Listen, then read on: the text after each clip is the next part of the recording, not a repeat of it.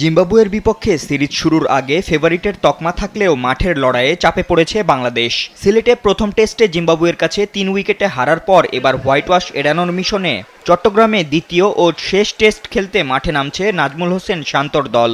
সোমবার সকাল 10টায় শুরু হবে খেলা। তবে এবার কোন একাদশ নিয়ে মাঠে নামছে টাইগাররা? চট্টগ্রামের স্লো উইকেটের কথা মাথায় রেখে টিম ম্যানেজমেন্ট হয়তো ৩ স্পিনার নিয়ে নামার দিকেই ঝুঁকবে।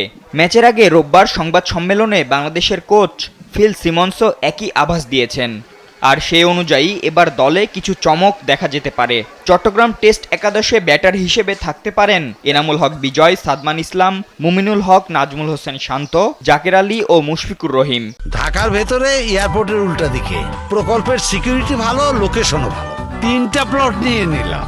নে বাবা, তোরা এখন নাকে তেল দে ঘুমা। এছাড়া অলরাউন্ডার হিসেবে মেহেদী হাসান মিরাজ তো থাকছেনই, সেই সঙ্গে বল হাতে গতি ও ঘূর্ণির কারসাজি দেখাতে পারেন নাঈম হাসান, তাইজুল ইসলাম, তানজিম সাকিব ও খালেদ আহমেদ। তবে শেষ মুহূর্তের সিদ্ধান্তের উপর নির্ভর করছে কে থাকছেন ও কে বাদ পড়ছেন।